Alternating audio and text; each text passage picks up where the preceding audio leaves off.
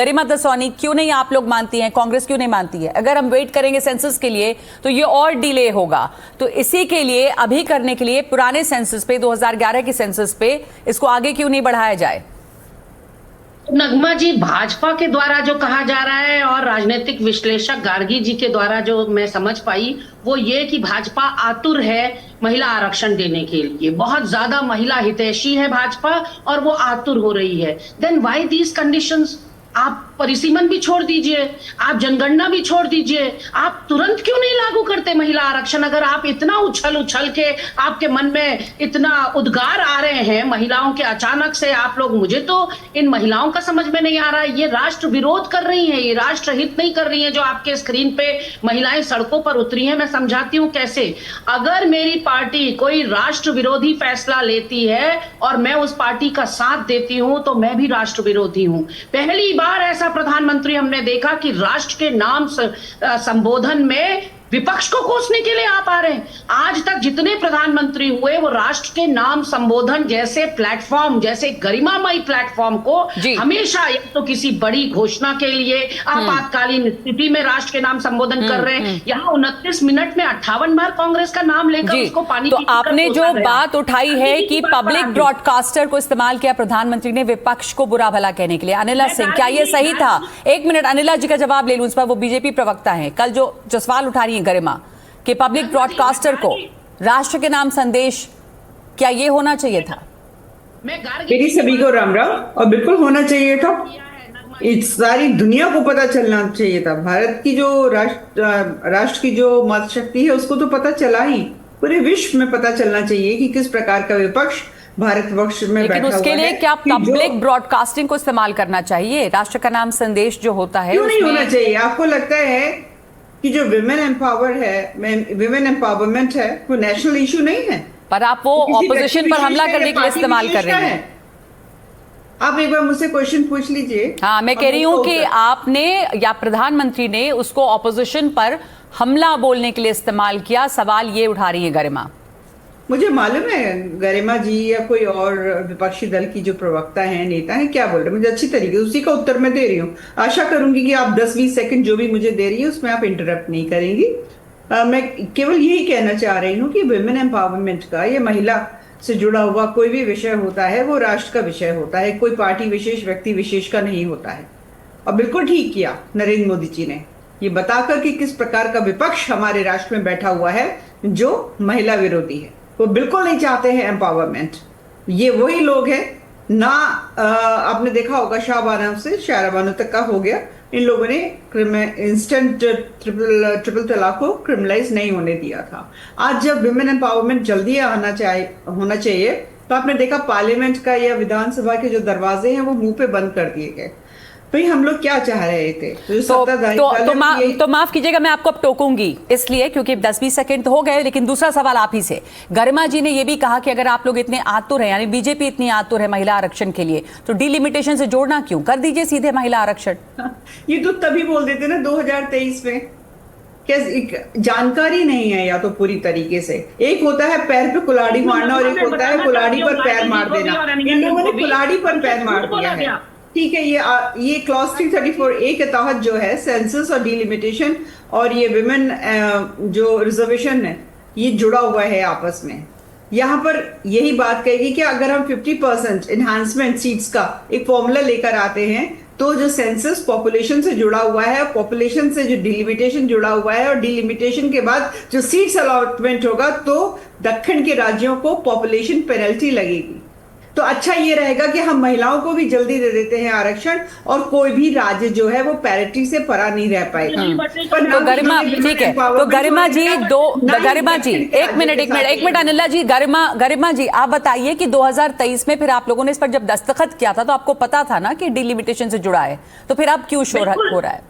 बिल्कुल, मैं यही बात कहना चाहती हूँ। अनिला जी ने कहा कि कास्ट सेंसस या सेंसस जो है वो पॉपुलेशन से जुड़ा है, डिलिमिटेशन पॉपुलेशन से जुड़ा है। एग्जैक्टली मैडम, अगर हमसे झूठ ना बोला गया होता, गार्गी जी आप भी सुनिएगा जरा कान खोलकर, 2023 में विपक्ष से ये झूठ बोला गया कि सेंसस होगा, जनगणना होगी, परिसीमन होगा और फिर महिला आरक्षण बिल लागू होगा। हम उस पर राजी हो गए और विपक्ष ने कोई इफ एंड बट नहीं लगाया और सबने सर्वसम्मति से उसको पारित कर दिया। प्रधानमंत्री मोदी जी ने 2024 के चुनाव में मंचों से कहा कि देखिए हमने नारी शक्ति वंदन अधिनियम को पास करा लिया, देखिए हमने कानून बना लिया, देखिए द्रौपदी मुर्मू ने साइन भी कर दिए और अब तो अधिसूचना भी जारी हो गई। सवाल बड़ा यह है, झूठ हमसे यह बोला गया कि हम सेंसस कराएंगे फिर परिसीमन कराएंगे और अब कह रहे हैं कि 2011 के सेंसस के हिसाब से हम परिसीमन कराएंगे। इसमें जमीन आसमान का फर्क है। मैं अनिला सिंह की जानकारी में देना चाहती हूं, 10 करोड़ लोगों को, क्योंकि मोदी सरकार जो भोजन की सुरक्षा कांग्रेस ने दी थी इस देश को सौगात के रूप में, खाद्य सुरक्षा बिल, 10 करोड़ लोगों को नहीं मिल पा रहा है। वंचित हैं 10 करोड़ लोग क्योंकि मोदी सरकार 2011 की जनगणना से चल रही है। अब बड़ा सवाल यह है, आपने जनगणना 2021 में करानी थी, देश में कोरोना आ गया, आप नहीं करा पाए, हम सब सहमत हैं, लेकिन 5 साल फिर बीत गए। ये 5 सालों में, क्योंकि आप चुनावी मोड में रहे हर समय, क्योंकि आपने 5 साल जाया होने दिए, देश का कीमती समय आपने जाया होने दिया। आपके पास बहुत समय था सेंसस कराने के लिए, फिर भी क्योंकि नियत नहीं है, भाजपा के अंदर खाने इनकी मंशा में खोट है, ये महिला आरक्षण देना नहीं चाहते, वरना सारे बिल आपने बाय हुक और बाय क्रुक पास करा लिए। इसी बिल में आपको पता था आपके पास नंबर गेम नहीं है। चलिए अब आगे बढ़ते हैं इस पर कि आगे क्या विकल्प है। क्या अभी भी इस बिल को पास कराया जा सकता है अगर ये बिल पास करने की नियत हो? लेकिन उसके पहले सीमा कुशवाहा, सामाजिक कार्यकर्ता, महिलाओं के मुद्दे से लेकर जुड़ी रही हैं, हमारे साथ अक्सर आप शोज में जुड़ती हैं। बहुत तरह की महिलाओं की समस्या, वंचित महिलाओं, शोषित महिलाओं के मुद्दों को आप उठाती हैं। इस समय महिला आरक्षण बिल को लेकर जो सियासत है उस पर आपको लगता क्या है कि क्या महिलाओं को यह आरक्षण मिलेगा या ये सियासत में ही फंस कर रह जाएगा? देखिए, 2 चीजें हैं। सबसे इंपॉर्टेंट एक बात यह है कि अगर विपक्ष ने सपोर्ट नहीं किया डिलिमिटेशन वाले एक्ट पर, और भारतीय जनता पार्टी की पूरी तरीके से ये उनका बिल पावर है और इच्छा है कि हमारी महिलाएं 33% पार्लियामेंट में बैठे और हमारे विधानसभा में भी बैठे, तो सबसे इंपॉर्टेंट आगे आने वाला जो टाइम है 2027 उत्तर प्रदेश विधानसभा का चुनाव, हमने जो 2023 में पास किया है बिल, उसको हम इंप्लीमेंट कर देते हैं। 33% हर पार्टी अपनी पार्टी की महिलाओं को 33% वोट टिकट दे और विधानसभा से भी शुरू किया जा सकता है। जरूरी नहीं है कि 29 हम लोकसभा से ही इसको शुरू करें, शुरुआत तो हम कर सकते हैं। अगर हमें उसकी 2011 की सेंसस के आधार पर करना है तो देखिए, सबसे ज्यादा जरूरी है कि मुझे कभी कभी यह फील होता है कि हम सारी महिलाएं भी पार्टी लाइन पर आकर के बात कर रही हैं। हम इन चीज को नहीं समझ पा रहे हैं कि इस पार्लियामेंट में या हमारी विधानसभा में हम 33% क्यों नहीं पहुंच पा रहे हैं। चाहे हमारी पार्टी की बात हो या विपक्ष की बात हो, किसी भी पार्टी की बात हो, रोका क्यों जा रहा है? 2023 में अगर पास हो गया 2024 में लागू हो सकता था। अगर 2024 में लागू नहीं हुआ तो अब जो विधानसभा चुनाव हो रहे हैं उसमें लागू कर दीजिए। और सबसे बड़ी बात है कि डीलिमिटेशन हम बिना सेंसस को कंप्लीट किए नहीं कर सकते नगमा मैम, और जब तक ये नहीं होगा तो एक्यूरेट किसी के पास आंकड़ा नहीं है। जी अनिला जी, आप जवाब देना चाहेंगी? आप अनिला जी इसके ऊपर जवाब देना चाहेंगी कि अगर नियत हो, सीमा कुशवाहा लगातार महिलाओं के लिए काम करती हैं, मुद्दे उठाती हैं, मैं उनको सालों से देख रही हूँ, जान रही हूँ, हमारे शोज पे आती हैं, वो जो कह रही है कि अगर नियत हो तो लागू कर देना, विधानसभा पे लागू कर दें, टिकट्स दे दें महिलाओं को, जैसे कि एक जमाने में मुझे याद है कांग्रेस ने किया था, टिकट्स दिए थे उत्तर प्रदेश चुनाव में, प्रियंका गांधी ने वो कैंपेन लीड किया था, लड़की हूं लड़ सकती हूं। तो अगर सभी पार्टियों की नियत हो तो महिलाओं को ज्यादा टिकट दें तो अपने आप संख्या बढ़ेगी। बिल्कुल बिल्कुल बिल्कुल। सीमा जी के साथ मैंने बहुत डिबेट शेयर करी हैं, खासतौर से निर्भया कांड के समय काफी हम लोगों ने पैनल शेयर किया। ये काम करती हैं, महिलाओं के लिए काम करती हैं, कोई दो राय नहीं, बिल्कुल ठीक बात कह रहे हैं आप। देखिए, ऐसा है कि राजनीतिक दल कोई भी हो, चाहे वह कांग्रेस हो, प्रियंका गांधी वाड्रा जी ने एक एक्सपेरिमेंट किया था उत्तर प्रदेश में, जब यहाँ पे प्रभारी थी, उन्होंने 50% टिकट्स जो है महिलाओं को दिए थे, एक पहल करी थी, परंतु उसमें से जीत कोई नहीं पाया था। उसका कारण यह है कि केवल टिकट देना बड़ी बात नहीं होती है, आपको ये भी इंश्योर करनी है विनेबिलिटी, कि आपने अपनी जो महिला नेता हैं उनको इस प्रकार से तैयार किया है कि सामने जो पुरुष खड़े हुए हैं उनसे आप चुनावी रण में अपनी जीत हासिल कर सके।